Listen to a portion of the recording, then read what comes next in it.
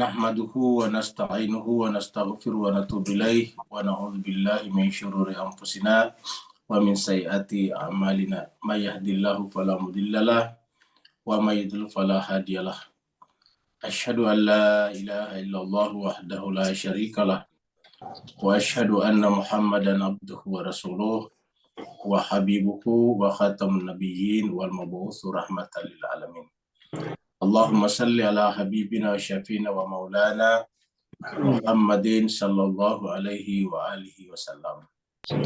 Bapak Ibu yang sama dimuliakan Allah SWT, kita bersyukur dengan kesyukuran yang setinggi-tingginya karena Allah SWT mengizinkan kita dengan sehat walafiat, dengan iman dan Islam memasuki hari terakhir bulan suci Ramadan. Dan sepanjang hari ini kita isi jiwa kita dengan doa dan harapan kepada Allah SWT agar Allah SWT mensifatkan 1 tahun kita berikutnya dengan sifat-sifat takwa sampai nanti kita berjumpa lagi dengan Ramadan berikutnya. Pagi ini kita akan mendapatkan surat baru yaitu surat Al-Adiyat, surat yang ke-100 persis. Jadi kita masih ada 2 surat yaitu Al-Adiyat dan sebentar petang terakhir adalah surat Al-Qari'ah. Bersama kita sudah ada Ustazina Ustaz Safi Saleh. Kita minta dengan hormat kepada beliau untuk membacakan lagi kepada kita ayat suci Al-Quran di hari-hari terakhir bulan suci Ramadan ini. Bagi Bapak Ibu yang ingin membuka Al-Qurannya bisa buka surat 100, surat Al-Adiyat, ayatnya 1 sampai terakhir ayat 11 atau ayat 8. Dan jemaah sekalian, mungkin di antara kita sudah ada juga yang menghafal surat ini. Mari kita masuk ke screen, ke layar, lalu kemudian kita persilakan kepada Ustazina Ustaz Safi Saleh. Ada Ustaz. Syukran. Alhamdulillah. Assalamualaikum warahmatullahi wabarakatuh. Waalaikumsalam warahmatullahi wabarakatuh. أعوذ بالله من الشيطان الرجيم. بسم الله الرحمن الرحيم. أعوذ بالله من الشيطان الرجيم. بسم الله الرحمن الرحيم.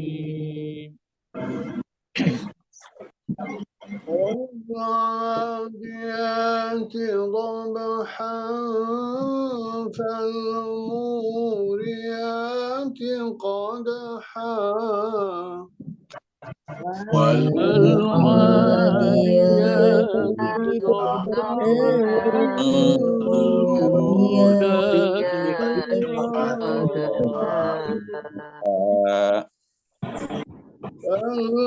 فالمغيرات صبحا فأثرن به نقعا فالمغيرات صبحا فأثرن به نقعا ووسطن به جمعا فوسطن به جمعا إن الإنسان لربه لكنود إن الإنسان لربه لكنود وإنه على ذلك لشهيد وإنه لحب الخير لشديد وإنه على ذلك لشهيد إنه لحب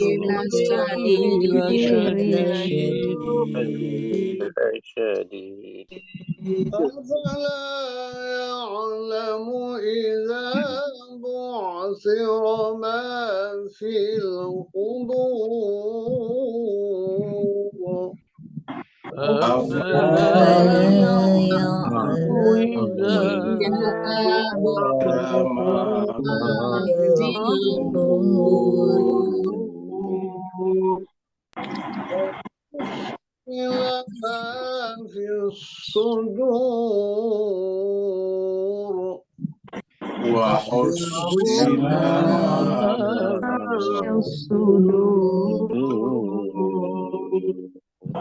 إن ربهم بهم يومئذ لخبير إن ربهم بهم يومئذ لخبير الله العلي العظيم صدق الله العلي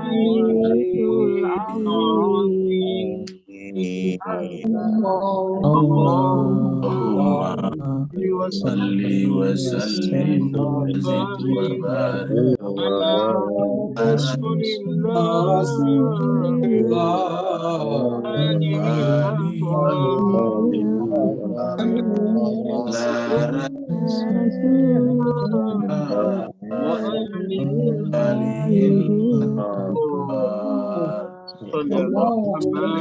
محمد وآل محمد اللهم صل على محمد وآل محمد اللهم صل على وعلى آله وصحbihi al-mayaminal muntaqabin.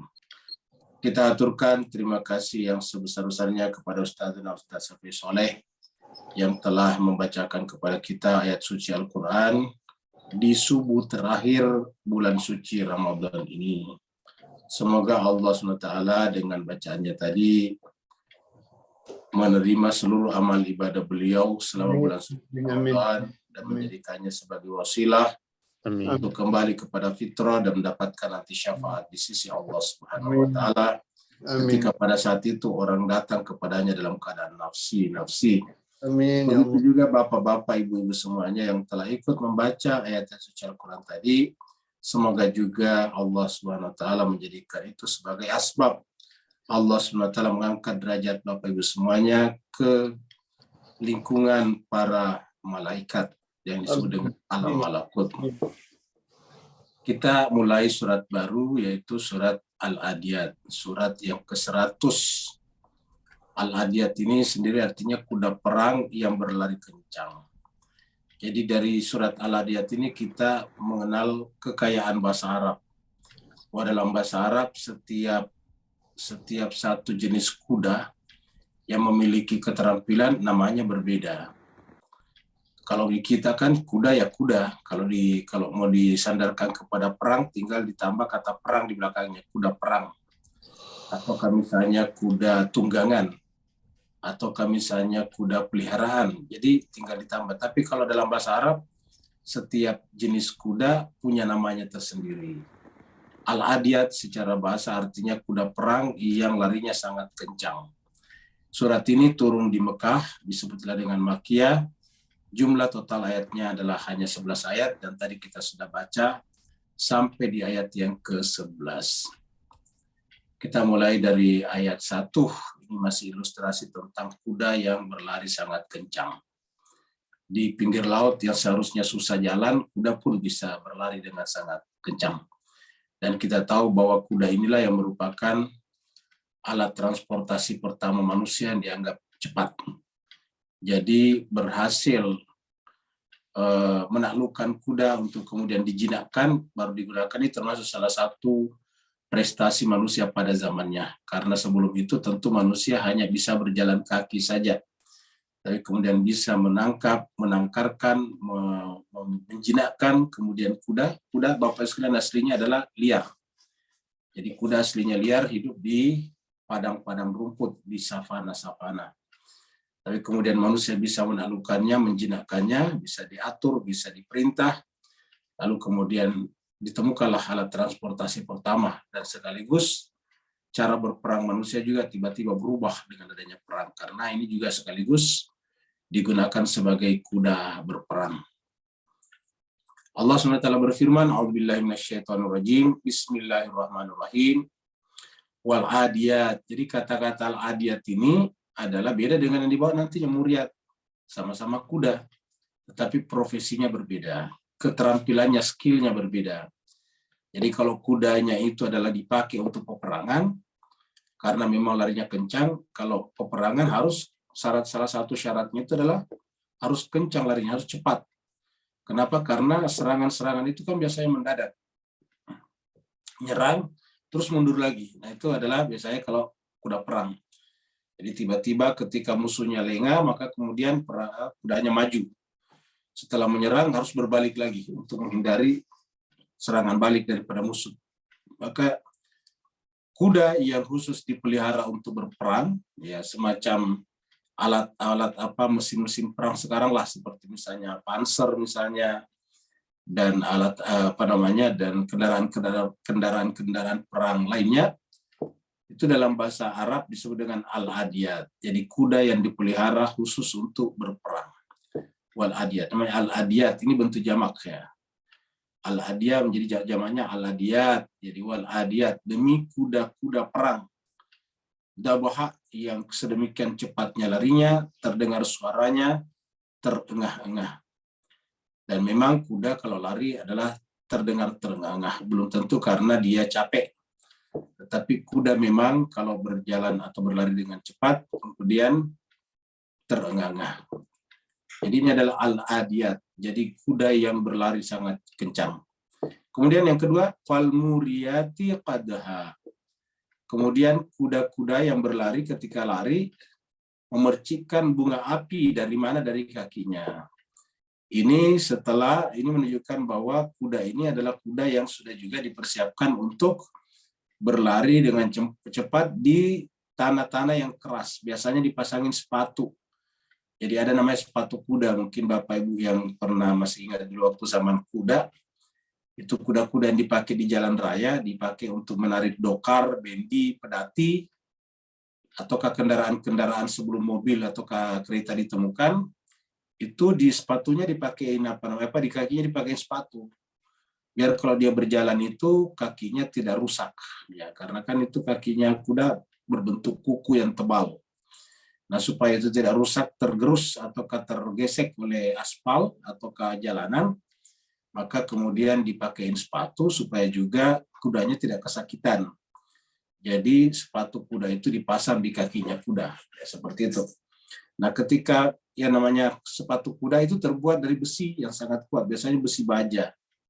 Jadi besi yang sangat kuat, tidak berkarat juga, dan dipakai lari. Sehingga kalau kudanya lari, satu, biasanya bunyinya keras satu. Jadi kalau Bapak masih ingat zaman dokar dulu, kalau dokarnya lari atau bendinya lari, pedatinya itu bunyi-bunyinya keras. Kenapa? Karena di kakinya ada sepatu yang terbuat dari besi. Nah, karena dia besi, kalau bersentuhan dengan aspal atau ke jalanan yang keras, maka lahirlah percikan-percikan api. Jadi kita bisa artikan kalau ini adalah kuda perang, lalu kemudian yang dibawa, kalau kuda perang sih harusnya sih nggak perlu pakai sepatu. Kenapa? Karena yang namanya medan perang biasanya di tempat-tempat yang memang terbuka, bukan untuk jalan aspal.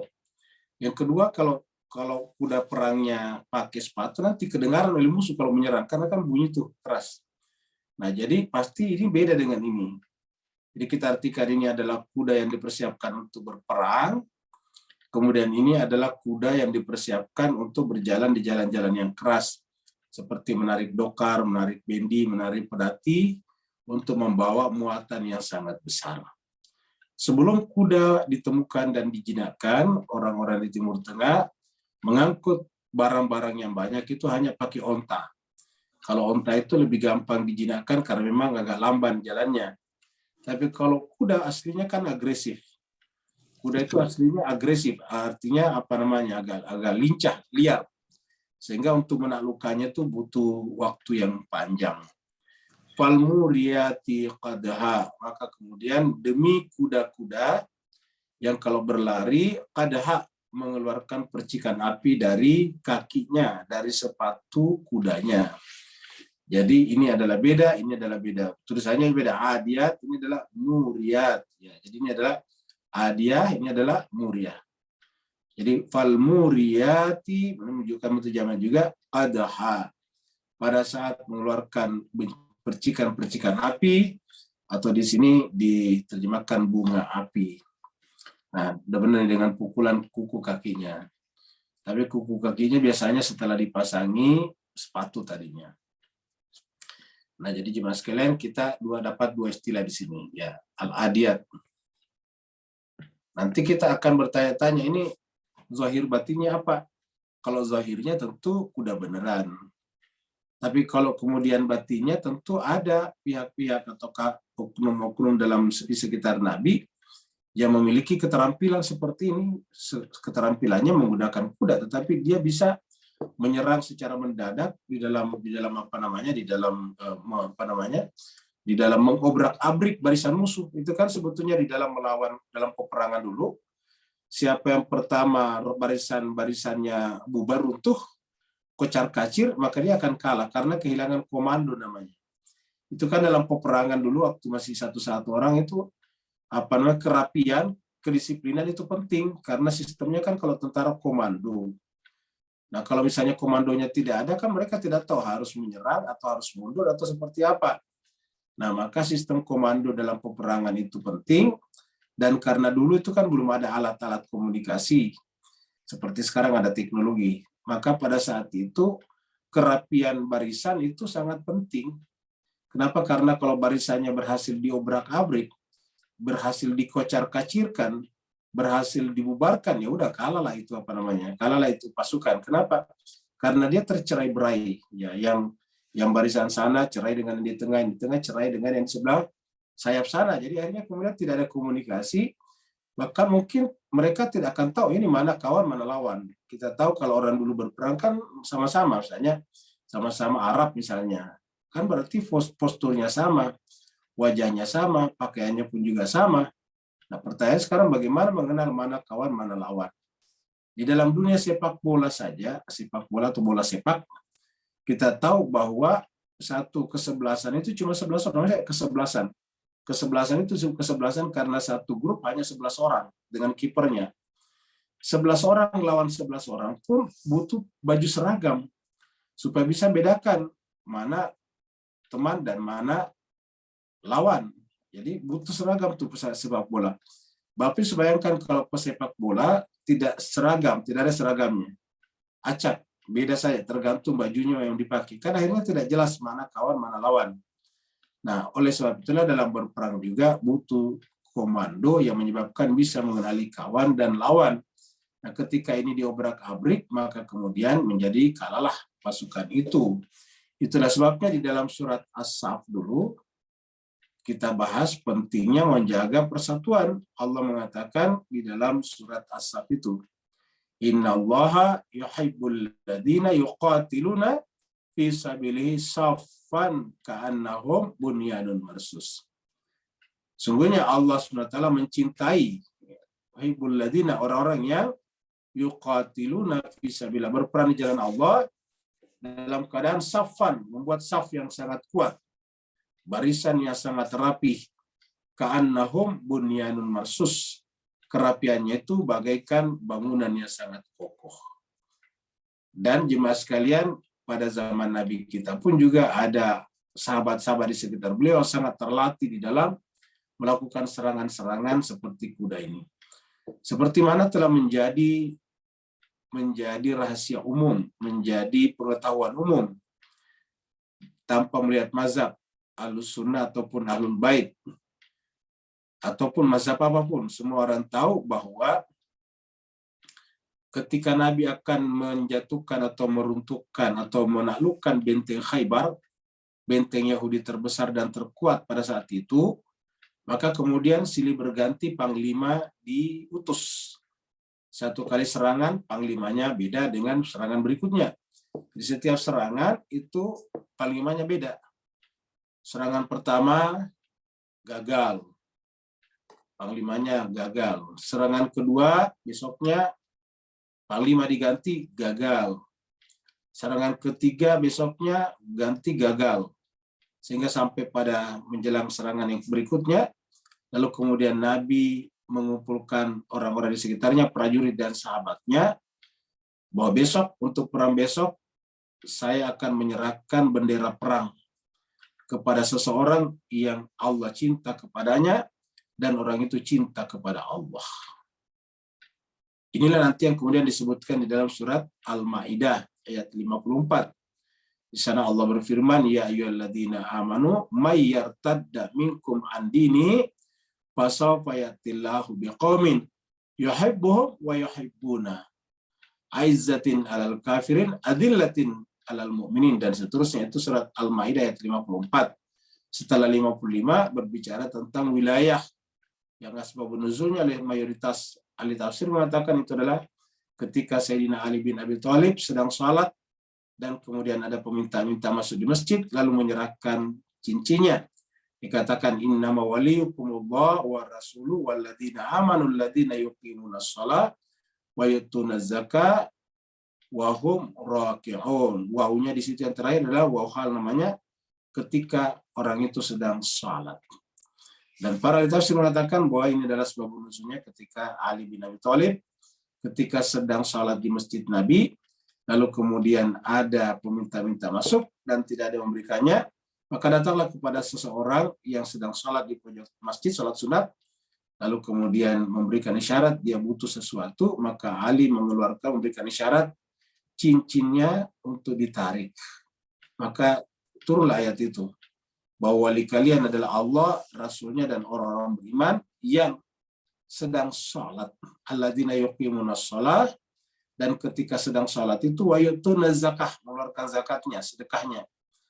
Dan ketika mengeluarkan sedekahnya itu wahum rakiun, ketika sedang berruku. Nah itu sambungan daripada ayat 54 tadi. Jadi mayyartadda minkum an dinihi fasawfa yatillahu biqaumin yuhibbuhum wa yuhibbuna. Allah cinta kepadanya dan mereka juga, dan dia juga cinta kepada Allah Subhanahu wa taala.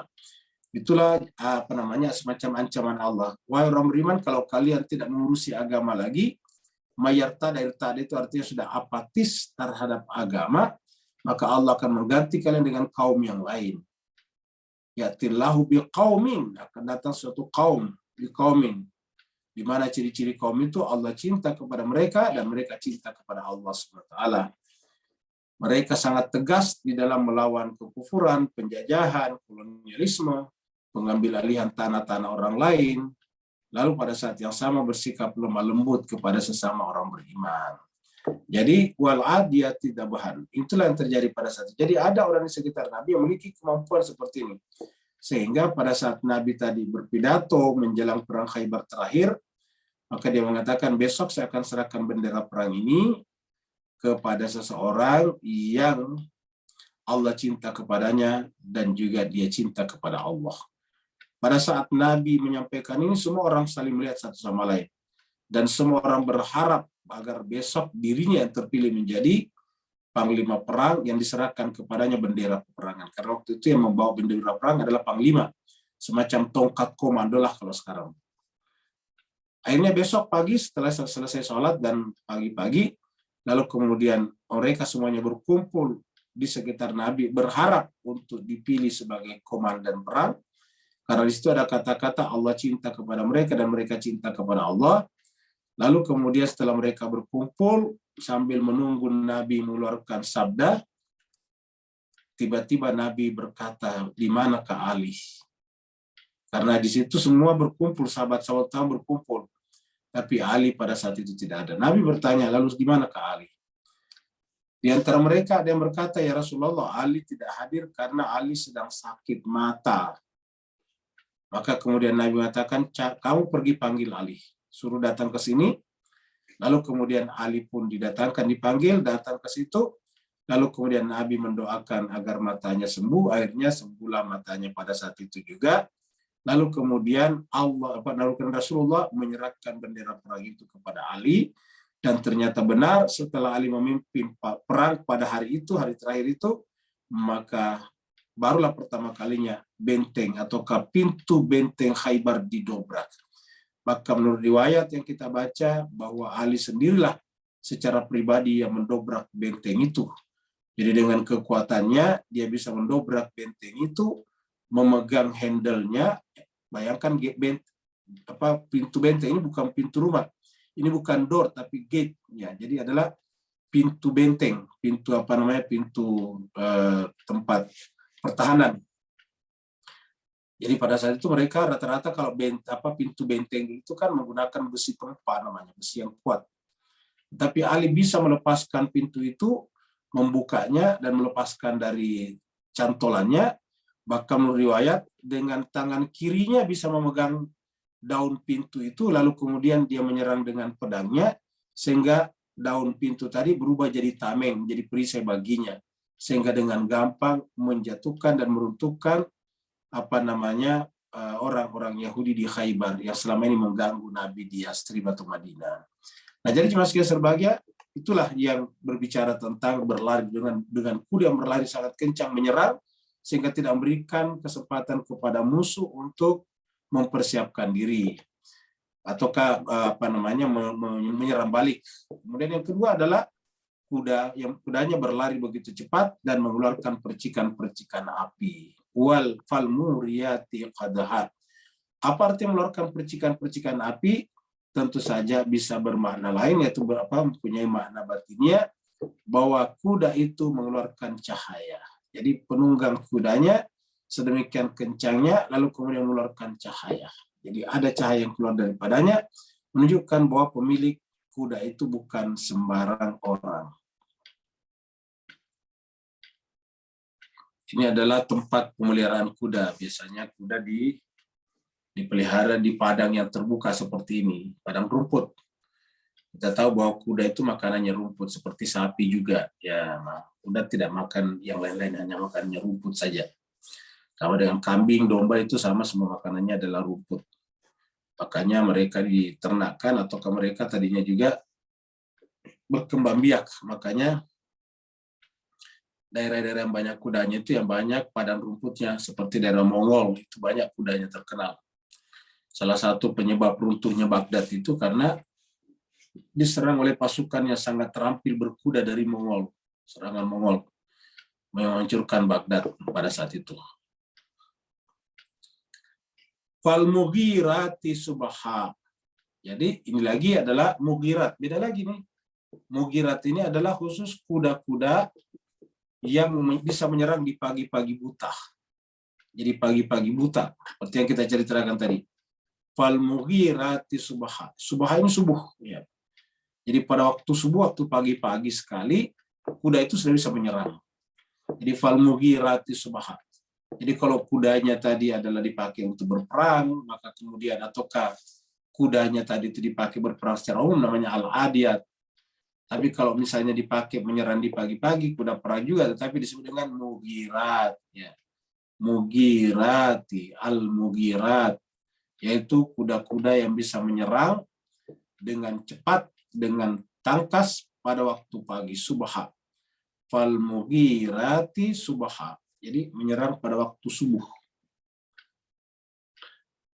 Nah, jemaah sekalian berbahagia, karena subuh ini adalah, makanya kita di dalam Islam itu sebetulnya dianjurkan bangun lebih awal, yaitu waktu subuh, untuk sudah sholat, sudah menghadap kepada Allah SWT, agar kita jangan kalah dengan kuda. Kuda saja bisa beraktivitas memenangkan majikannya di subuh hari. Kalau kuda saja bisa di subuh hari, bagaimana pula manusia? Jadi kalau kita lihat Pak sekalian dari sisi time management, harusnya itu orang Islam yang paling luar biasa sebetulnya. Bayangkan orang Islam itu kalau berdasarkan time management sholatnya, itu subuh-subuh sudah harus bangun. Ketika yang lain mungkin masih tidur. Dan yang namanya bangun itu sholat sudah bersih semuanya. Ya. Kalau dia janabah, dia sudah selesai mandi janabat. Pokoknya yang namanya salat subuh itu sudah bersih semuanya, ya. Sudah semuanya bersih, sudah menggunakan pakaian yang rapih, ya. Bahkan banyak di antara kita yang sudah sengaja mandi pada saat sebelum salat subuh itu. Jadi orang Islam, nah, setelah salat subuh menghadap kepada Allah harusnya langsung berkegiatan. Seperti tadi kuda yang menyerang. Jadi tiba-tiba manusia itu, orang Islam harusnya tiba-tiba menyerang kehidupan dunia dengan aktivitasnya yang positif. Sehingga kemudian pulang ke rumahnya dalam keadaan membawa kemenangan. Nah, jadi umat Islam seperti itu, sama burung-burung juga. Lihatlah burung-burung itu, subuh-subuh, bukan pagi, subuh-subuh. Mereka sudah berbunyi, berciut-ciut. Bahkan ayam itu punya tradisi, pas waktu fajar awal sudah muncul, namanya fajar kadib, itu ayam sudah mulai berkokok, sudah mulai berbunyi. Menunjukkan dia menyambut pagi dengan sukacita, dengan sukaria. Nah, setelah itu apa yang dilakukan si ayam setelah berkokok di tempatnya, di dahan-dahan ranting tempatnya bertengger, lalu kemudian sebelum matahari terbit dia sudah turun, lalu kemudian mencari makanan. Luar biasa. Jadi hewan-hewan pun juga mengajarkan kepada kita bagaimana kita bertanggung jawab minimal pada diri kita. Jadi falmugirati subha, harusnya kita menjadi kuda-kuda yang bisa menyerang di pagi hari. Menyerang apa? Menyerang dunia dengan aktivitas yang positif, dengan amalan-amalan yang mendatangkan hasil. Untuk apa? Untuk kita gunakan bertanggung jawab pada diri kita, keluarga kita, dan masyarakat, agama, bangsa, dan negara. Jadi falmugirati subha, kita harus pagi-pagi sudah menyerang. Jadi kalau misalnya semua orang Islam itu melakukan hal seperti ini, waduh luar biasa. Sangat-sangat luar biasa. Bayangkan pagi-pagi sudah bangun. Dan nanti sore-sore atau setelah pulang dari kerjanya, sampai di rumah mungkin awal malam, dia maghrib langsung isya, luar biasa. Dia itu dimulai harinya dengan ibadah menghadap kepada Allah, ditutup harinya dengan menghadap kepada Allah. Dimulai harinya dengan salat subuh, dan ditutup harinya dengan salat maghrib dan isya. Setelah itu baru kemudian dia bersantai, lalu kemudian istirahat. Ini time manajemennya umat Islam sebetulnya luar biasa. Sayang seribu sayang, ini semuanya hanya berhenti menjadi amalan-amalan zahiriyah saja. Tidak dilakukan proses pemanaan batinnya, sehingga kita umat Islam, seperti yang kita sering sampaikan, adalah tertinggal di antara umat-umat yang lain. Bahkan ketika umat yang lain semuanya bisa membuat standar-standar, SOP, bikin standar-standar. Bahkan ada standar ini, pokoknya semuanya ada standarnya.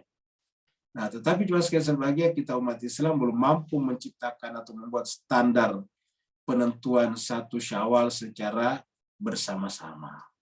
Belum bisa. Makanya kita terangkan, bersyukur kita ada kalender Masehi, kalender Miladia namanya. Karena dengan kalender Miladia kita bisa membuat standar. Kita bisa memesan sesuatu pada tanggal sekian. Bayangkan kalau kita menggunakan kalender Qamariyah, Hijriyah, wah ini repot. Karena untuk memesan tiket atau hotel pada bulan Syawal ini harus nunggu dulu pertemuan. Setelah itu diputuskan, besok atau lusa baru masuk tanggal 1. Nah, seperti itu. Falmugirati subha. Jadi kuda yang menyerang di waktu subuh. Ya. Fa'atharna bihi naqa'a. Asarna, lalu kemudian kuda yang menyerang itu kemudian menimbulkan jejak, menimbulkan bekas kalau dia itu adalah kuda yang berlari dengan cepat, yaitu debu-debu di sekitarnya terbang. Fa'atharna bihi naqa'a. Lalu kemudian debu-debu di sekitarnya itu sudah terbang. Ya.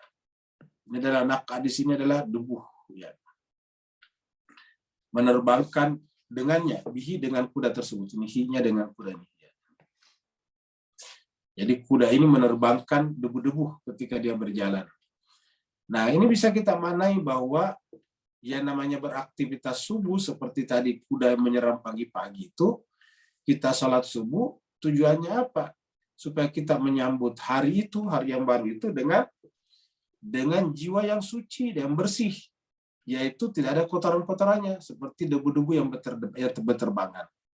Fatar nabihi naqa, supaya jiwa kita ini jangan ada noda, jangan ada kotoran di dalam jiwa kita. Karena sekecil apapun kotoran itu tetap berbekas. Ingat pembahasan sebelumnya itu, debunya walaupun hanya 1 itu pasti akan nampak. Ya. Famayya mal mithqala dzarratin khaira yarah. siapa yang melakukan amalan walaupun hanya sebesar debu zarah, dia pasti akan melihatnya. Wa may ya'mal mithqala dzarratin syarra yara. Dan siapa pula yang melakukan perbuatan buruk walaupun hanya sebesar zarah atau yara, dia juga akan melihatnya. Ini berikutnya masih kuda. Kuda yang menyerang jantung pertahanan musuh. Seperti orang main catur. Ini lihat gambarnya kuda. Jadi memang dari kuda lah itu lahir yang namanya permainan catur. Ya, ini. Fawasat Nabi jam'a, dan juga kuda yang menyerang. Wasat ini tengah-tengah. Ya. Jadi wasata, ingat kata-kata wasata. Ya. Jadi fawasat Nabi jam'a. Jadi menyerang ke tengah-tengah, namanya wasatna. Dan dia menyerang. Ini bukan kudanya lagi, tapi pekerjaan menyerang. Di kuda-kuda itu menyerang jam'a di tengah-tengah musuh. Jam'a itu di tengah kumpulan musuh. Fawasat Nabihi. Nah sekarang siapakah yang menyerang di sini, menyerbu di sini? Ya apakah kudanya? Tapi ini ada kata bihi. Jadi bisa bermakna fawasatna. Kuda-kuda itu lalu kemudian menyerang ke tengah-tengah musuh bersama dengan penunggangnya. Bersama dengan penunggangnya yang kita katakan tadi bukan sembarang orang, karena bihi di sini. Ya. Menggunakan kuda-kuda itu untuk menyerang jantung pertahanan musuh seperti yang kita saksikan tadi pada perang Khaybar. Ya, ketika pagi-pagi setelah salat subuh tadi Nabi menyerahkan bendera perang kepada Sayyidina Ali bin Abi Thalib, lalu kemudian menyerang secara mendadak masuk ke pertahanan musuh yaitu benteng Khaybar. Lalu kemudian berhasil menjebol pintu atau gate daripada benteng terbesar Yahudi di luar kota Madinah itu. Puasa Nabi jam'a. Innal insana, sesungguhnya manusia itu innal insana. Innal insana li rabbil lakanut. Sungguhnya manusia itu kepada Tuhannya lakanut ingkar. Nah, jadi jemaah sekalian 1-5 kan bicara tentang perang. Dan kita bicara tadi lebih tepatnya perang Khaybar. Tapi tiba-tiba kok manusia dibicarakan di sini. Jadi pasti ada hubungan antara kuda-kuda ini dengan manusia yang ingkar. Jadi apa yang sudah ingkar? Menolak. Ya, padahal sudah dijelaskan siapa yang dimaksud dengan para penunggang kuda ini. Jadi penunggang kuda ini adalah sesuatu atau seseorang yang luar biasa, yang sangat tangkas menggunakan berbagai macam jenis kuda dan digunakan untuk melakukan serangan terhadap musuh secara mendadak, yang menyebabkan tidak berkutiknya benteng Khaybar pada saat itu. Jadi fasad nabihi jam'a, innal insana, sungguhnya manusia itu li rabbihi, kepada Tuhannya lakanud, dia sangat ingkar.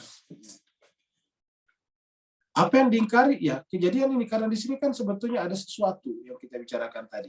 Ya. Ini tadi yang kita bicarakan, ada sesuatu di sini sama dengan di dalam surat Al-Maidah. Kita lihat surat Al-Maidah di sini. Surat 5.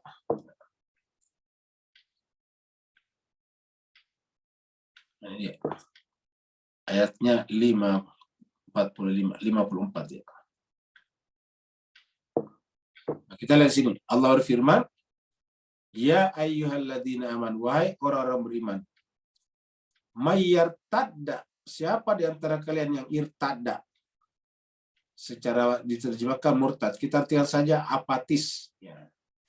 Tak mau peduli. Minkum, di antara kalian siapa orang beriman ini? Kan dipanggil orang beriman, orang Islam. Ya ayyuhalladzina amanu mayyartadda minkum, siapa di antara kalian yang irtadda? Minkum. Dari mana? Andini, dari agamanya. Dari agamanya. Fasawfa ya'tillahu biqaumin. Maka pasti Allah akan mendatangkan satu kaum. Fasawfa ya'tillahu biqaumin. Allah pasti akan mendatangkan satu kaum. Ya, ini artinya kaum baru. Karena kan tadi ini satu kaum juga di atas ini. Dan ketika Nabi berbicara di surat Al-Furqan tentang Al-Quran ditinggalkan, kan menggunakan kata kaum juga. Inna qaumi, kaumku, ittahadu hadal Qur'ana mahjura. Jadi andini fasawfa ya'tillahu biqaumin. Apa ciri-cirinya? Yuhibbuhum, Allah cinta kepadanya. Yuhibbuhum, humnya objeknya, yu'nya mudhari'nya di sini adalah dia. Dia Allah, yuhibbuhum, mencintai mereka. Wa yuhibbuna, dan mereka juga mencintai dia Allah. Ini hunya Allah. Ini hunya kembali kepada Allah. Wa yuhibbuna, jadi satu. Yuhibbuhum wa yuhibbuna. Adzillatin 'alal mu'minin. Adzillatin 'alal mu'minin. Jadi adzillatin 'alal mu'minin artinya apa? artinya bersikap lemah lembut kepada orang mukmin. Aizzatin alal kafirin. Aizzatin alal kafirin, bersikap tegas. Izzah itu dari kata menunjukkan kemuliaannya. Ya, menunjukkan kemuliaannya terhadap orang-orang kafir. Kemudian yujahiduna fisabilillah, semata-mata berjihad di jalan Allah, bukan untuk kepentingan dirinya. Wala yakhafuna laumata laim, dan dia tidak pernah takut terhadap celaan orang mencela. Dia sudah tahu bahwa nanti orang-orang mengikutinya pasti dicelah. Macam-macam istilahnya lah, dikafirkanlah, disesatkanlah, dimunafikkanlah, macam-macam. Tetapi mereka tidak perlu dengan serangan-serangan itu. La yakhafuna laumata laimin, tidak pernah takut terhadap celaan orang-orang mencela. Apa kata Allah? Dzalika fadlullah. Itulah karunia Allah. Yu'tihi may yasha, yang Allah berikan kepada siapa yang dikehendakinya. Wallahu wasi'un alim, dan Allah Maha luas ilmunya. Nah, ini mirip juga dengan surat 17. Kita lihat surat 17 di sini ya. Surat 17. Surat Al-Isra. Lihat. Coba sekalian di ayat berikutnya ini ada ayat 4 ya ini, 17:4. Wa qadaina ila bani Israil, dan kamilah tetapkan kepada Bani Israel, fil kitabi, dalam kitab suci, la tufsidunna, kamu akan membuat kerusakan, fil ardi, di muka bumi, marratain, 2 kali.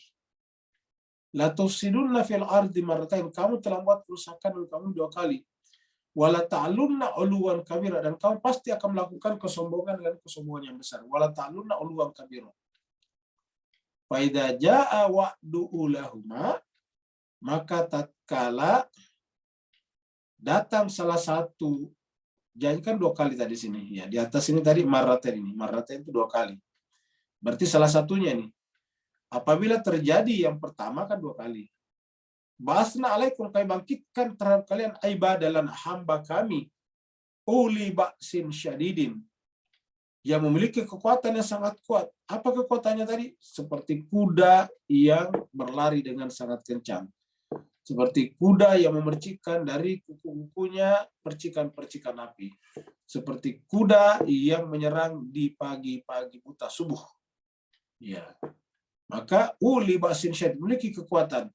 Fajasu khilal diyar, lalu kemudian mengambil alih benteng tersebut. Ad-diyar ini, tempat pemukiman mereka. Wa kana wa'dan, dan ini sudah terjadi yang pertama, karena yang pertama sudah terjadi. Nah, yang kedua kapan? Nanti kita lihat. Sekarang terjadi lagi. Bani Israel itu membuat lagi benteng Khaybar kedua. Ya, jadi Israel itu sekarang bikin negara di atas tanah Palestina adalah membuat benteng juga. Ya, benteng itu disebutnya dengan istilah Iron Dome. Ya, jadi namanya apa itu Iron Dome? Namanya kubah ya, kubah besi. Kenapa? Karena dikelilingi negaranya dengan rudal-rudal penangkal rudal. Ya. Rudal penangkal rudal. Jadi anggaplah dengan Iron Dome ini. Jadi semacam kubah, udaranya ibarat kubah yang tidak bisa ditembus.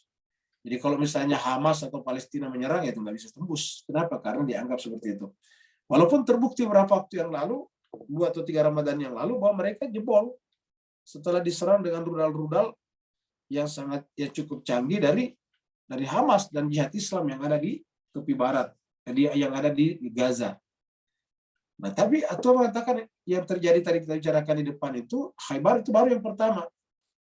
Akan ada muncul berikutnya lagi. Jadi akan ada muncul. Karena sini katakan summa radadna lakum. Kemudian lama berikutnya kamu kembali lagi ke sana. Radadna lakumul qarra. Kamu sekali lagi alaihi mengalahkan mereka. Siapa orang beriman tadinya? Orang Islam. Kenapa? Karena amdadnakum, kami berikan kepada kalian bi amwalin. Sudah banyak keturunannya. Yang masuk ke Israel saya sekitar 7 juta. Wabanina, sudah punya keturunan. Amwal ini harta. Ya, mereka semua yang ngatur. Dialah yang bertanggung jawab terhadap mata uang fiat di seluruh dunia, dan sistem perbankan mereka pegang. Negara yang tidak patuh kepadanya lalu kemudian dikeluarkan dari jaringan perbankan internasional namanya SWIFT, sehingga orang tidak bisa bertransaksi antar negara. Menjadi terisolasi dari negara itu. Jadi amdadnakum bi amwalin wa banin wa ja'alnakum aktsara nafira. Kami jadikan kalian sebagai organisasi yang besar. Nafira, organisasi yang banyak. Maksudnya besar. banyak anggotanya seperti IMF, Bank Dunia dan semua itu kan mereka. Coba lihat kata FIFA kemarin.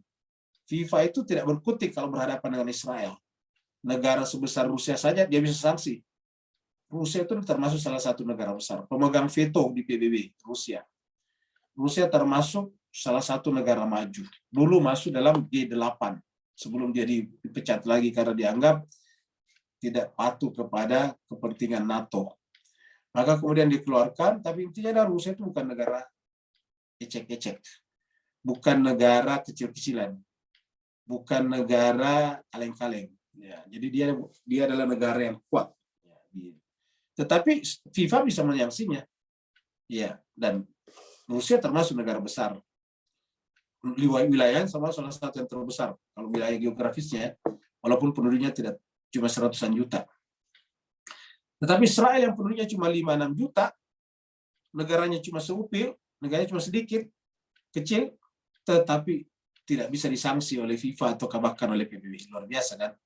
Ya, kenapa? Karena ini tadi waja'alnakum aksara nafira. Tapi nanti in asantum yang anfusikum, kalau kamu gunakan kelebihan kamu itu untuk berbuat baik, sebetulnya baik untuk kalian. Tapi ingat, kalau kalian gunakan kelebihan tadi, harta benda yang banyak, keturunan yang banyak, dan organisasi yang besar, kalau kalian gunakan untuk berbuat jahat, wa in asatum, kalau kamu berbuat buruk jahat, maka kejahatanmu akan kembali memangsa dirimu sendiri. Maka apa yang terjadi? Faiza ja'a wa'dul akhirah. Tatkala janji kedua datang, yang terakhir nanti di akhir. Liyasu datang, kemudian yasu ujuhakum.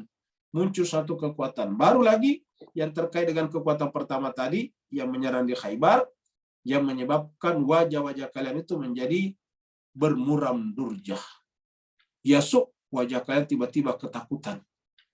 Waliyadakhulul masjidah, dan kekuatan baru inilah nantinya yang akan memperlakukan kalian seperti Khaybar pertama, akan masuk di Masjidil Aqsa lagi, kama dakhaluhu awwala marrah, sebagaimana di awal kali terjadi, dan seterusnya.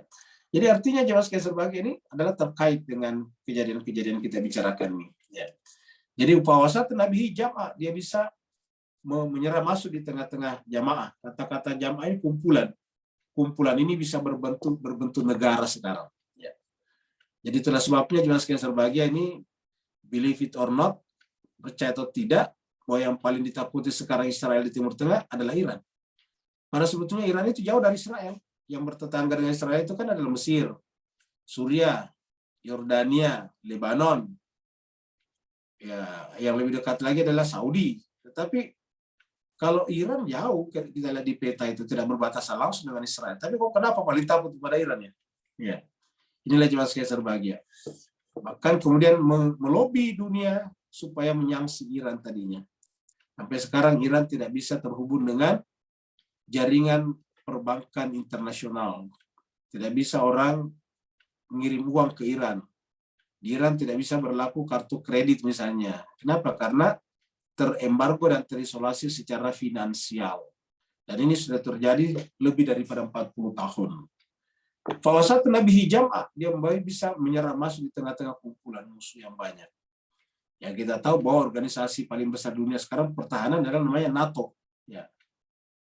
North Atlantic Treaty Organization, ya, organisasi perjanjian Atlantik Utara, ya. Jadi Fawasat Nabi Jam'ah, jadi mereka bisa menyerang masuk di tengah-tengah kumpulan musuh, ya. Dan Bapak Ibu jemaah sekalian, kalau memperhatikan gelagat dunia sekarang, kita menyaksikan bahwa Amerika sudah semakin tua, semakin rentah. Amerika sekarang sudah semakin sepuh. Bukan saja negaranya, tapi pemimpinnya tidak ada regenerasi. Bahwa Bapak Ibu bisa lihat pemimpinnya Amerika sekarang, ya orang-orang tua seperti Biden. Kemudian kalau toh misalnya nanti ada rival, ada pesaing, ya dari Donald Trump lagi. Juga rata-rata umurnya seperti itu. Lalu kemudian menteri keuangannya, Janet Yellen, itu juga Bapak Ibu lihat ibu-ibu yang sudah sangat tua semuanya. Jadi tidak ada regenerasi di negara ini, jemaah sekalian berbahagia. Lalu kemudian juga pengaruhnya sudah semakin lemah. Bahkan kalau Bapak Ibu rajin baca berita ekonomi dunia sekarang, sekarang orang mulai bicara tentang de-dollarisasi, de-dollarization. Jadi artinya apa? Ada upaya untuk melakukan de-dollarisasi. Dolar semakin ditinggalkan. Kita di Asia Tenggara, negara-negara ASEAN telah membuat perjanjian, apa itu namanya itu local currency transaction, LCT namanya. Jadi ada perjanjian di Asia Tenggara, Indonesia, Singapura, Malaysia, Thailand dan sebagainya, Vietnam untuk menggunakan sistem LCT namanya LCT, yaitu local currency transaction. Jadi transaksi di antara kita pakai mata uang kita saja. Jadi kalau perdagangan negara, maksudnya antara Indonesia dengan Singapura, kita membeli barang ke Singapura, ya tidak perlu kita menggunakan dolar Amerika, cukup menggunakan rupiah saja. Singapura belanja ke kita cukup menggunakan dolar Singapura saja. Begitu juga Indonesia dengan Malaysia atau ke Malaysia dengan Vietnam, namanya LCT, local currency transaction. Jadi jemaah sekalian berbahagia sekarang sudah mulai dilakukan itu. Bahkan negara-negara yang berhubungan dagang dengan Cina sekarang membuat persepakatan bahwa relasi mereka itu tidak perlu lagi pakai dolar, tapi pakai renminbi saja atau pakai yuan. Ya, pakai yuan Cina disebut dengan renminbi. Nah, jemaah sekalian berbahagia, jadi transaksinya pakai mata uang itu. Bahkan yang lebih hebat lagi, jemaah sekalian, jantung pertahanan dolar sekarang boleh dikata runtuh, yaitu petrodolar.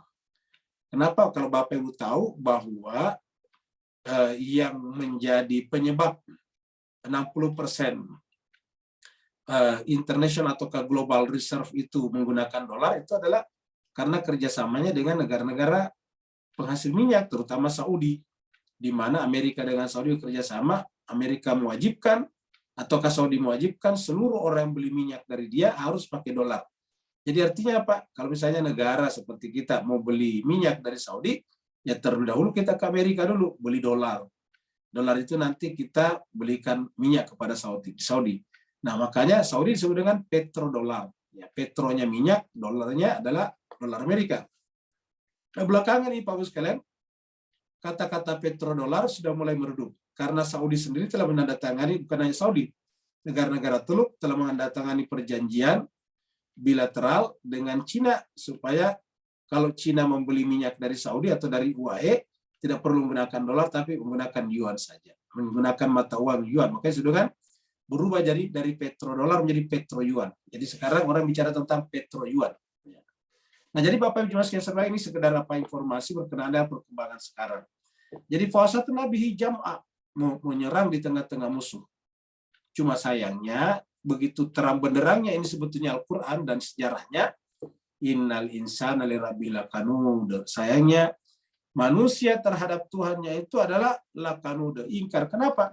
Karena dia tidak menggunakan apa yang Tuhannya pilih. Mereka tidak menggunakan apa yang Tuhan tunjuk untuknya. Mereka tiba-tiba bersepakat untuk mencari sendiri. Konsekuensinya apa yang terjadi? Yang terjadi sekarang adalah tidak adanya otoritas puncak di dalam dunia Islam. Sehingga setiap negara, bahkan di satu negara, setiap wilayah punya otoritasnya sendiri, punya keinginannya sendiri, bahkan setiap masjid sekarang. Tidak ada satu orang bisa menegur sebuah masjid yang ingin membuat ribut lingkungan di sekitarnya.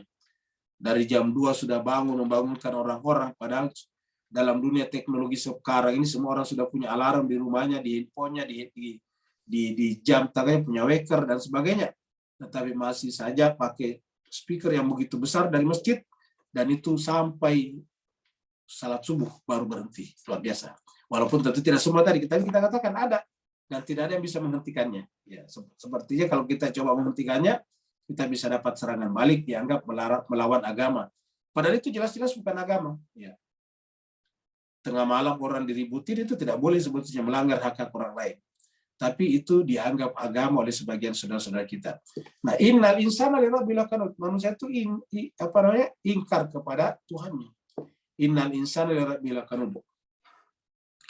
Wa innahu ala dzalika lasyahid. Dan dia tahu kalau itu adalah ingkar, jadi artinya dia tahu dalam dirinya. Ya. Jelas sekali ini hanya sekedar ilustrasi tentang kita manusia. Manusia bisa menciptakan kendaraannya, sepedanya, bisa membuat tas panggul di belakangnya. Nah, jelas sekali. Tetapi kemudian mereka bisa berdisiplin untuk naik sepeda. Sepeda itu kan berat, berolahraga. Belum lagi dengan sepedanya mahal. Ada sepeda yang sampai puluhan juta, ratusan juta. Ya, tapi orang bisa membelinya, tetapi berkenaan dengan akhirat orang tidak mau berkorban. Ya. Wa amma man bakhila wastagna wa kadzdzaba bil husna fasanuyassiruhu lil usra. Itu kata Tuhan. Jadi cuma sekian manusia bisa berkorban untuk itu. Bahkan mengorbankan waktunya, rutin bisa setiap hari Sabtu Minggu. Keluar subuh-subuh dari rumahnya, pergi dengan grup-grup sepedanya. Tetapi untuk menghadiri majelis-majelis Al-Quran, sangat jarang yang bisa melakukannya dengan rutin. Inilah manusianya. Apakah salah bersepeda? Tentu tidak. Itu olahraga bagus. Menjadi salah ketika lupa kepada Tuhan, lupa mempelajari kitab sucinya. Karena apa tanda kita ingat kepada Tuhan? Ingat kitab sucinya, ingat suratnya. Tidak ada tanda orang itu mencintai Tuhannya kalau tidak mencintai kitab suci Tuhannya. Tidak ada tanda orang itu mencintai Robnya kalau dia tidak membaca surat-surat yang dikirim oleh Robnya, Tuhannya. Jadi ketika kita tidak mempelajari Al-Quran secara saksama, kita bertanya, Pak sekalian, apa tanda kita mencintainya? Ya. Kalau Bapak Ibu sekalian tidak berkhidmat kepada keluarganya, mencari nafkah di luar tetapi tidak menghidupi keluarganya, apa tanda kemudian mencintai keluarganya? Nah, begitulah juga dengan kitab suci Al-Quran ini. Ya. Allah mengatakan, wa innahu ala dzalika lasyahid. Dan sungguhnya manusia ala dzalika itu syahid. Kenapa menggunakan kata syahid? Karena memang setiap yang terjadi pada diri kita itu tersaksikan, syuhud namanya, musyahadah. Jadi musyahadahnya manusia itu dua, musyahadah pada keingkarannya dan musyahadah kepada tajalli Tuhannya. Jadi musyahadah pada bahwa dirinya itu adalah sebetulnya tidak ada Tuhan, tidak hadir Tuhan, tidak dihadirkan Tuhan, dan musyahadah kalau dirinya itu adalah hadir Tuhan. Cuma itu musyahadah. Jadi yang hadir satu kesadaran akan tidak adanya Tuhan dan kesadaran akan adanya Tuhan, musyahadah. Jadi Allah mengatakan wa innahu ala dzalika lasyahid. Dan sungguhnya pada demikian itu mereka benar-benar lasyahid menyaksikannya, benar-benar menyaksikan, benar-benar syahid musyahadah. Ya, dia akan menyaksikan bahwa dirinya sebetulnya seperti itu. Seperti tadi, banyak orang yang bisa menyiapkan waktunya untuk berolahraga, berhari-hari, berjam-jam. Tetapi untuk beribadah kepada Tuhannya, terutama membaca Al-Quran, ya, membaca Al-Quran sama sekali tidak ada waktu untuk itu. Apalagi mentadaburinya, inilah problemnya kita manusia sekarang. Dan ini bukan hanya terjadi pada orang di luar sana, tapi kita juga. Ya. Nah, apa yang terjadi jemaah sekalian? Lihatlah orang yang sangat mencintai harta benda seperti ini. Begitu dapat 5-10 lembar uang seperti ini, langsung kemudian gembiranya luar biasa. Tapi apakah segembira ini kalau berhadapan dengan Al-Quran? Oh, belum tentu.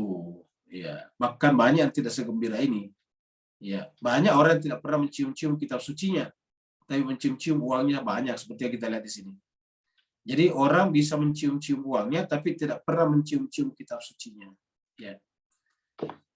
Wa innahu lihubbil khairi lasyadid. Sungguhnya dia, hubnya ini manusia, insan ini, lihubbi, benar-benar cinta ini. Lihubbi, benar-benar cinta. Lihubbil khair, kepada al-khair. Ya. Lasyadid, sangat-sangat luar biasa. Extremely. Ya. Sangat-sangat ekstrim mencintai harta benda. Yang menarik juga sekalian, harta benda di sini menggunakan kata al-khair, bukan mal. Bukan ainuhu lihubbil amwali, kan harusnya kan amwal. Wa innahu lihubbil amwali lasyadid, bukan amwal. Atau wa innahu lihubbil mali lasyadid, bukan. Tetapi wa innahu lihubbil khair. Al-khair ini artinya kebaikan, ini terjemahnya kebaikan. Kenapa harta disebut dengan kebaikan? Karena aslinya Bapak sekalian, aslinya sejatinya Allah menciptakan kehidupan ini dengan harta benda yang ada di dalamnya untuk berbuat baik, ya, untuk berbuat baik. Tetapi sayang, manusia justru setelah memiliki benda-benda itu justru tercegah dari berbuat baik.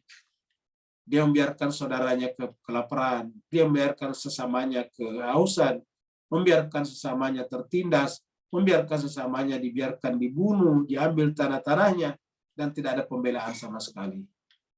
Nah, maka apa yang menyebabkan begitu? Ya harta benda. Harta benda sebetulnya aslinya untuk berbuat baik. Karena dengan uang kita bisa membayar zakat. Dengan kendaraan, dengan mobil atau kereta kita bisa pergi ke masjid untuk beribadah salat Idul Fitri misalnya. Dengan harta, dengan uang kita bisa beli pulsa, kuota internet. Dengan uang kita bisa beli laptop untuk biar bisa belajar tadabbur Al-Quran lebih besar layarnya. Karena kalau handphone terlalu kecil. Ya. Kita bisa membeli membeli laptop. Baru sekarang tadi kita lihat, orang bisa membeli sepeda yang mahal atau benda-benda yang mahal, tapi adakah di antara kita yang membeli misalnya gadget atau laptop khusus untuk mempelajari Al-Quran?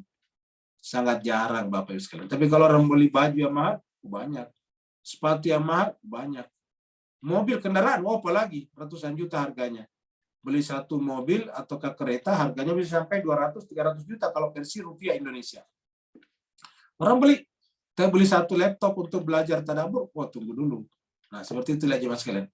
Jadi wa innahu li hubbil khairi lasyadid. Sungguhnya dia itu benar-benar mencintai al-khair, harta benda.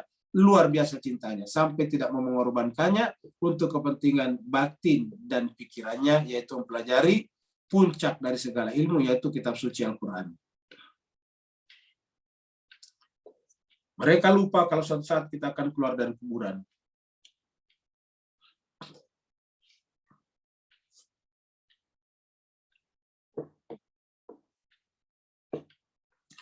Afala ya'lamu idza bu'thira ma fil qubur.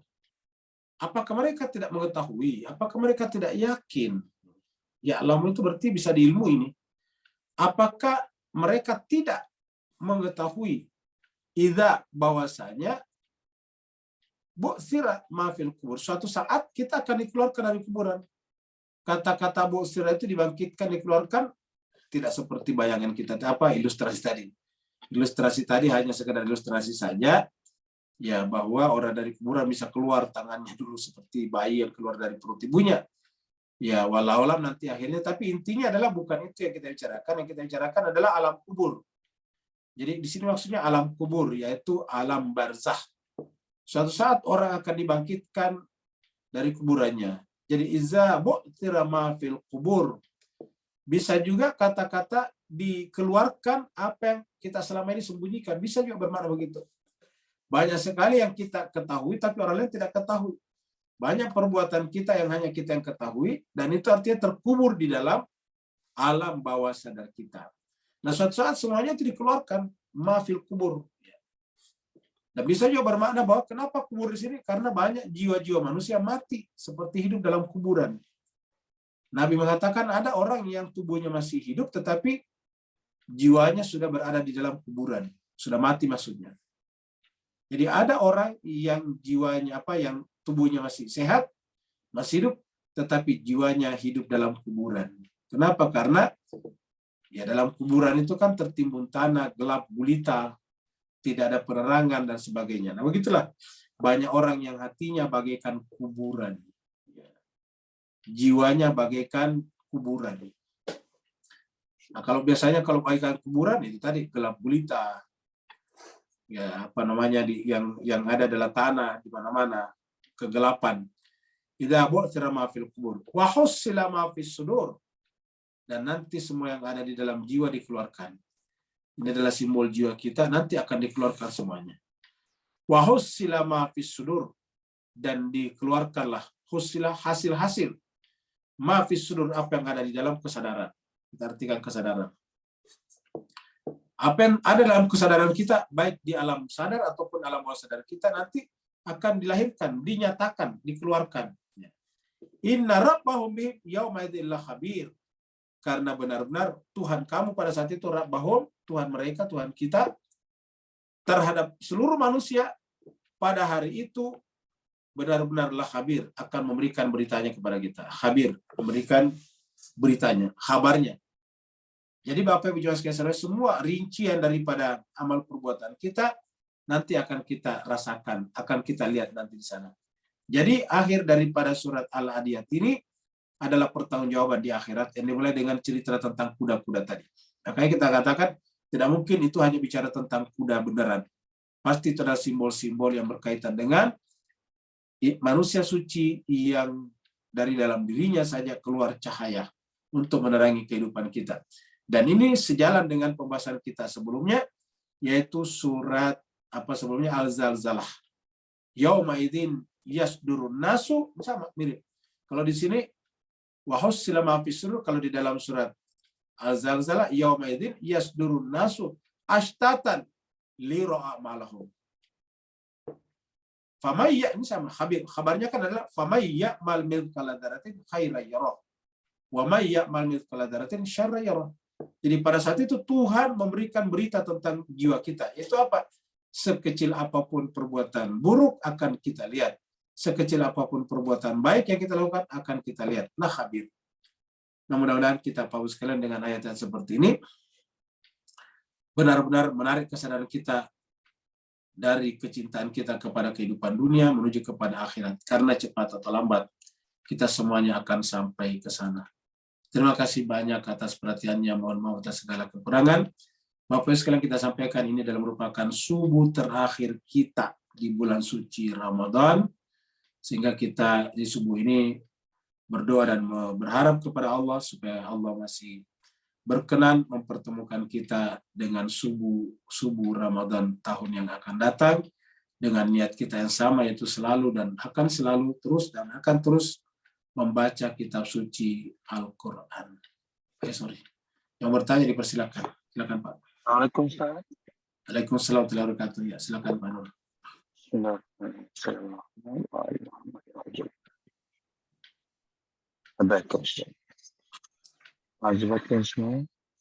Dalam ayat 7 tadi, mafhum mukhalafah ni, tanpa kita tengok hijab-hijab duniawi ni, hakikat jati diri kita sebenarnya amat jelas bila kita buat salah atau buat baik. Dan kita tahu kita tak pernah terpisah dengan jiwa alam alastu rabbikum. Dan kita tahu Muhammad wa ali Muhammad itu adalah benar. Dan kita tahu Al-Quran itu adalah bayina yang tak cabar. Namun kita masih melayankan nafsu amarah kita tadi, sampai kita sendiri sebenarnya adalah punca hijab-hijab kita. Beri teguran dan pencerahan Ustaz. Afwan, barakallahu. Jadi Bapak Ibu sekalian berbahagia, ini kita sampaikan tadi bahwasanya semua orang sebetulnya tahu kalau dirinya itu mencintai sesuatu selain Allah atau Allah. Mencintai sesuatu selain Tuhan atau Tuhan. Itu pasti dia tahu. Cuma banyak orang yang tidak mau secara jujur memberikan pengakuan itu. Kenapa? Karena tidak ingin melihat secara saksama ke dalam dirinya. Makanya kan Allah sering kita kutip di sini selalu men-challenge kita, selalu menanyakan kepada kita, wa fi anfusikum afala tubsirun. Dan di dalam diri-diri kalian kenapa tidak memperhatikannya? Nabi mengatakan ibda binafsik, kalau kalian ingin baik mulai dari diri sendiri. Al-Quran mengatakan kalau ingin selamat dari neraka mulai dari dirinya. Ku anfusakum, itu anfus jiwa. Ku anfusakum wa ahlikum nara. Jagalah dirimu baru keluargamu. Apa diri situ? Nafs. Jagalah jiwa-jiwa kalian baru keluarga kalian dari azab api neraka. Ku anfusakum wa ahlikum nara. Jadi jagalah jiwa-jiwa kalian dan keluarga kalian dari neraka. Ini kata-kataku anfusakum wa ahlikum bisa juga bermakna anfus itu jiwa kita, ahli kita adalah anggota badan kita. Jadi anggota badan kita itu tidak bisa terkendali kalau tidak dimulai dari mengendalikan jiwa kita. Hanya orang yang bisa mengendalikan jiwanya, yang kita biasa sebut dengan selesai pada dirinya, yang bisa mengendalikan juga lisannya. Bisa mengendalikan tangan dan kakinya. Terutama lidah lah. Ya, kalau tangan dan kaki kan hanya untuk jalan. Tapi kalau lidah berbicara dengan orang, bisa menyakiti orang, bisa nyelekik kata orang di sini. Jarang bicara, tapi begitu dia bicara, bikin merah kuping, dan seterusnya. Begitu dia bicara, langsung kemudian membuat sakit hati orang lain. Nah, seperti itu jemaah sekalian. Jadi, banyak orang seperti itu. Kenapa? Karena tidak selesai pada dirinya. Maka Al-Quran mengatakan, ku anfusakum wa ahlikum nara. Nah, tapi kalau itu terjadi, kita saksikan sebetulnya. Contohnya gini, ada orang yang menangis-nangis. Kita tanya kenapa? tidak ada uangnya. Kan berarti dia tahu bahwa yang menyebabkan menangis dia tidak ada uangnya. Ya. Jadi artinya apa jemaah sekalian berbahagia? Artinya bahwa dia masih menganggap uang adalah segala-galanya. Banyak orang sekarang berburam durja. Kenapa? Karena tidak ada baju barunya. Pasti dia tahu. Kenapa berburam durja? Saya tidak punya baju baru, Pak Ustadz. Nah, kan berarti yang membuat buram durja baju barunya bukan Tuhan jauh dari dirinya, tetapi baju baru tidak ada. Jadi muram durjanya bukan karena Allah tidak memperhatikannya, tapi karena tidak ada baju barunya. Artinya baju baru bagi dia lebih bermakna daripada hatinya, karena hatinya dirusak demi baju baru. Kenapa matanya merah, bersedih, gundah, gulana? Dia katakan, saya mau pulang kampung tapi tidak punya mobil pribadi, tidak punya kereta. Nah kan berarti bahwa yang berharga di jiwanya bukan Tuhannya, tapi keretanya, mobilnya. Dan ini banyak terjadi Pak Ustaz. Bahkan mohon maaf sampai pada tingkat orang yang sudah mengenal mazhab-mazhab atau keajaran-ajaran yang suci pun banyak yang seperti itu. Kenapa? Karena ajaran adalah suatu ajaran itu kan sesuatu yang ideal bagi kita. Tapi kita masih jauh di bawah, sedang berjalan menuju kepada puncak ajaran tersebut. Nah, jadi dan ini banyak orang tidak mengobatinya, bahkan membiarkan jiwanya sakit seperti ini, bergantung kepada benda-benda, gundah, gulana, sedih, pedih hanya karena tidak punya benda-benda. Dan itu terasa sekali di akhir-akhir Ramadan seperti ini, Bapak sekalian. Banyak orang sekarang menangis. Kenapa menangis? Saya tidak bisa kembali ke kampung untuk menjumpai orang tua keluarga saya, Pak Ustadz. Kenapa? Karena tidak punya uang. Nah, kan begitu. Jadi artinya apa jemaah sekalian berbahagia? Bisa menangis karena keluarganya, tapi tidak bisa menangis karena Tuhannya. Nah, ini arti apa? Yang besar dalam diri kita itu bukan Allah, tetapi benda-benda sebetulnya. Wa innahu ala dzalika lasyahid. Sungguhnya dia saksikan itu, Pak sekalian. Cuma itu tadi, banyak, bukan hanya sedikit, banyak sekali manusia yang paling susah mengakui kekurangan dirinya. Yang susah sekali mengakui masalah yang ada pada jiwanya. Bahwa mereka itu sebetulnya mencintai benda-benda, mencintai dunia, mencintai hal-hal yang sifatnya materi dan seterusnya. Orang seperti ini suatu saat kalau seandainya diberikan sesuatu banyak, pasti dia akan menjadi hedon juga. Kenapa? Karena memang cinta dunia itu masih ada pada jiwanya. Itulah sebabnya pada zaman Nabi Nabi atau setelah Nabi itu kita saksikan ada orang rela membunuh. Kenapa? Untuk jabatan wali kota misalnya. Rela misalnya membunuh supaya mereka tidak diisolasi dari kepala sukunya. Rela membunuh karena mereka mendapatkan bayaran uang untuk itu. Terjadi. Nah sampai sekarang terjadi. Sekarang ada namanya pembunuh bayaran. Tidak ada masalah dengan orang yang dia bunuh, tapi karena dibayar, dia melakukan itu. Kita lihat kasus penggandaan uang. Demi mengambil uangnya orang, dia siapkan racun kepada siapa saja yang menjadi pasiennya. Luar biasa. Ini yang terjadi. Kenapa? Karena ini orang saksikan dalam dirinya. Jadi masalah yang paling penting, Bapak sekarang masalah jiwa sebetulnya. Orang sekarang ribut-ribut antara antara lebaran hari ini atau esok, itu kan ego sebetulnya. Ya. Coba sederhana saja, kita menghormati pendapat dan metodologi orang lain, seraya menjalankan metode dan pendapat kita, selesai masalahnya. Tapi kalau kita mengatakan pendapatnya dia salah dan karenanya tidak boleh dikasih begini, nah akhirnya terjadi keributan. Jadi intinya adalah tidak selesai pada diri kita sendiri, tidak selesai pada jiwa kita sendiri. Oleh sebab itulah, wa innahu ala dzalika lasyahid. Marilah kita di bulan Ramadan ini, di akhir Ramadan ini, marilah kita berkaca. Marilah kita melihat apa benar jiwa-jiwa kita sudah selesai. Apa benar kita sudah tidak bergantung lagi kepada uang, kepada materi, kepada orang, kepada manusia, kepada makhluk. Dan hanya bergantung kepada Allah, karena dengan puasa dan bergantung kepada Allah, itulah tujuan daripada puasa. La'allakum tattaqun. Berikutnya masih ada pertanyaan? Di chatroom ada, Ustaz. Ada, baik. Kita ke chatroomnya. Ini di chatroom ada siapa nih ya? Pak Burhan. Jadi ada dari Pak Burhan ya. Baik dan buruk itu datang dari Allah. Ini benar salah. Ya. Yang baik dari Allah, buat buruk datang dari kita. Jadi ini jemaah sekalian berbahagia. Bapak Ibu sekalian, kita sampaikan bahwa selalu kalau jawaban kita Al-Quran itu pasti akan selesai dengan gampang. Mana ayatnya? Mari kita lihat. Ya, kita masuk ke screen dulu ya. Ya, kita lihat ayatnya. Supaya jangan kita menjawab berdasarkan hawa nafsu kita. Ya, berdasarkan pendapat pribadi kita. Ya, bahwa ini adalah ada di Quran. Kita mulai dari surat apa ini? Surat An-Nisa. Oh, nggak bisa. Saya tutup dulu sebentar. Saya Nah, tutup dulu sebentar. Nggak usah, udah sudah terbuka kok, saya punya kayaknya nih. Ini sudah terbuka. Jadi gimana sekalian kita lihat surat ini, surat An-Nisa ya. Ini surat An-Nisa. Nah, surat An-Nisa ayatnya ya, 79. Nah, kita lihat ini.